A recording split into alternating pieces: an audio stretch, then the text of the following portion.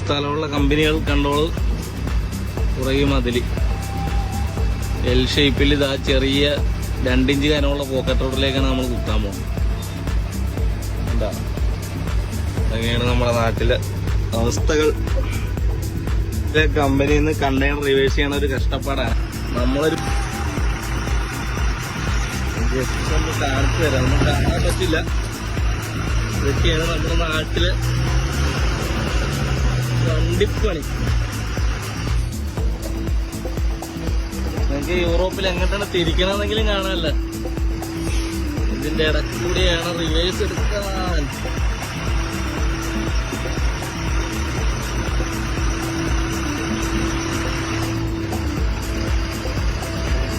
ഇപ്പൊ wheel stuck ആയിട്ടുണ്ടാ തട്ടുമല്ലേ?